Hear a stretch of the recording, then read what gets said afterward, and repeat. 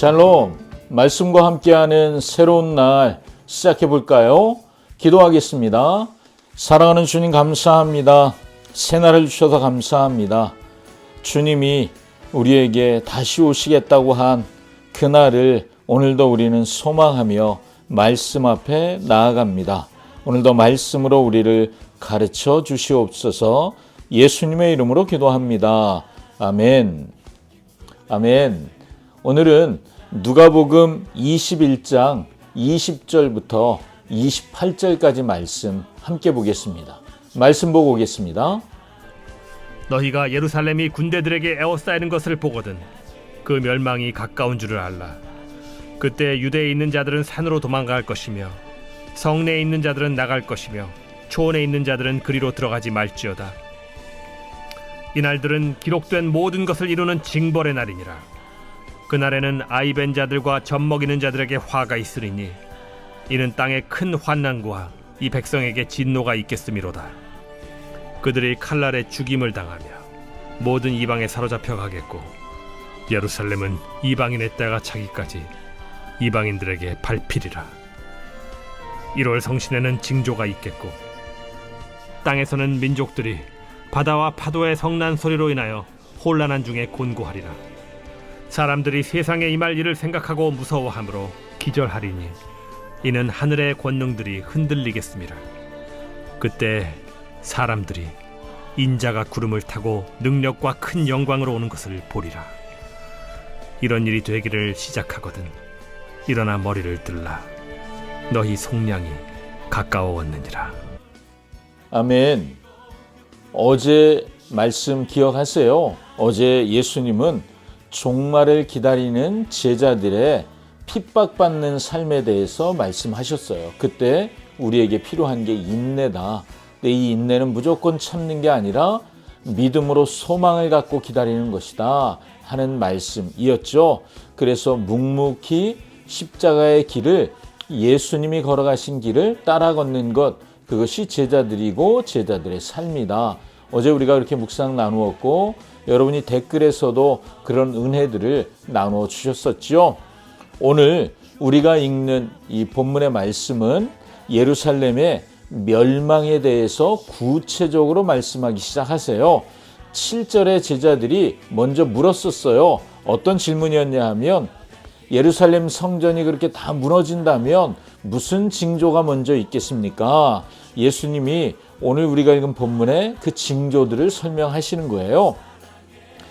이스라엘이 회개하고 하나님 나라의 방식으로 살아야 되는데 예수님이 오셔서 말씀을 전하지만 이스라엘은 받아들이지 않았죠. 하나님 나라의 방식으로 살아야 되는데 머릿속으로 생각만 하고 움직이지 않았죠. 그래서 예루살렘 성이 멸망당하게 되는 거죠. 하나님은 로마인들을 데려다가 예루살렘을 공격하실 것을 예수님이 예언하십니다. 그런 일이 보이면 빨리 예루살렘을 떠나야 살 수 있다. 실제로 이 말씀을 믿었던 많은 그리스도인들이 주후 70년에 로마가 예루살렘을 공격하려고 할 때 미리 피난을 떠나서 살 수 있었다고 합니다. 25절부터는 예루살렘의 멸망에 이어 예수님은 종말, 세상의 종말, 주님의 다시 오실 그때를 말씀하세요. 우리가 여기서 초점 맞추어야 할 것은 1월 성신이라고 나오잖아요. 해와 달과 별들이 어떤 징조를 보일 것인가, 우리가 거기에만 초점을 맞추는 것은 이 말씀을 바르게 보는 것이 아닙니다. 지금 이 종말에 나타날 징조들을 예수님이 설명하시는 것은 이미 구약의 예언자들이 세상의 마지막 날에 대해서 예언한 것과 같은 말씀이에요. 즉 예수님은 이 세상의 종말에 대해서 말씀하시는데 이미 그 말씀을 듣고 읽고 있는 이스라엘 백성들이 다 알고 있는 그런 방식으로 설명하고 계시는 거죠. 지진도 일어나고 화산도 터지고 개기일식이 나타나고 우주의 별들이 지구로 돌진하는 그런 것들이 세상의 마지막 징조일 수 있겠지요. 그렇지만 그런 것들을 볼 때마다 오늘 예수님이 정말 하고 싶은 말씀 뭐냐 하면 두려워 떨며 숨을 필요가 없다는 것입니다.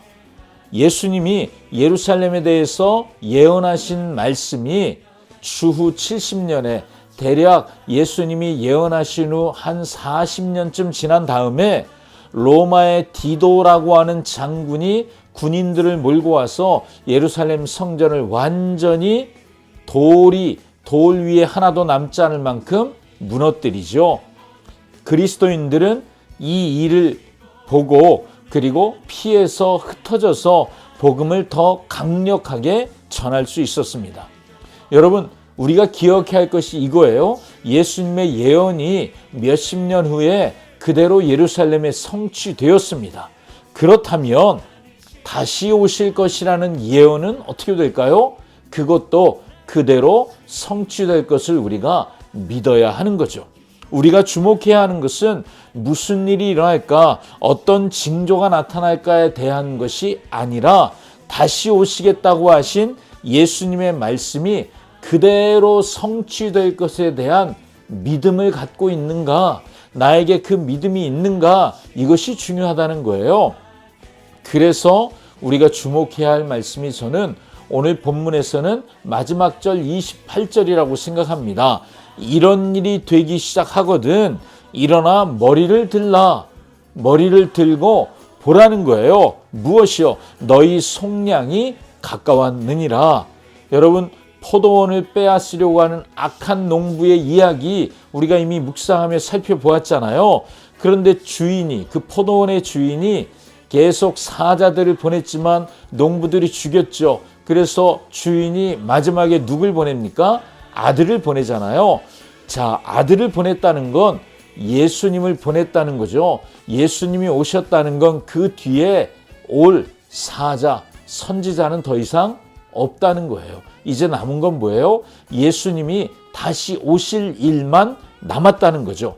그래서 두려움 때문에 숨어 지낼 것이 아니라 약속이 성취되는 때, 어떻게 해요? 예수님이 다시 오시는 약속이 성취되는 때가 다가옴을 믿고 소망을 품어야 한다. 이 말씀을 오늘 예수님이 하시는 거예요.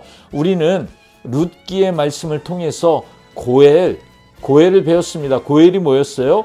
기업 물을 자. 이 기업 물을 자가 레위기에서 어떻게 표현되었다고요? 속량. 여러분, 속량이라는 단어 기억하시죠? 우리가 아무것도 하지 않았는데 예수님이 자기 이름을 버리고 자기를 버리고 우리를 살리신 그 속량이요. 예수님이 오늘 28절에 우리에게 말씀하십니다. 종말의 소식을 듣거든, 종말의 징조를 보거든 머리를 들고 하늘을 바라보아라. 너희 속량이 가까웠다. 너희가 모든 묶임으로부터 자유롭게 되는 날, 너희를 묶었던 모든 속박이 풀어지고 너희가 진짜 자유를 얻는 날, 그날이 바로 주님 다시 오시는 그날이 될 것이다. 우리에게 말씀하시는 거예요. 그날이 오는 것은 그래서 두려워할 일이 아니라 기다리고 기대하고 있던 날이 오는 것이죠. 여러분, 이 예수님의 다시 오심이 기다려지십니까? 우리가 오늘을 주님 다시 오시기를 기다리고 소망하며 살아야 할 이유가 여기 있습니다. 아멘. 기도하겠습니다. 사랑하는 주님, 오늘도 우리에게 말씀해 주셔서 감사합니다. 다시 오실 주님을 고대하고 소망하며 믿음으로 기다리는 삶이 이 종말의 때를 살아가는 우리의 태도인 것을 주님 깨닫게 해주셨습니다. 오늘도 다시 오실 주님을 기다리며 십자가의 길을 묵묵히 걸어가는 우리 모두 성도들 모두가 되게 하여 주시옵소서. 예수님의 이름으로 기도합니다. 아멘. 아멘. 오늘도 말씀과 함께 주님과 함께 주님을 기다리는 행복한 날 되시기를 축복합니다. 샬롬.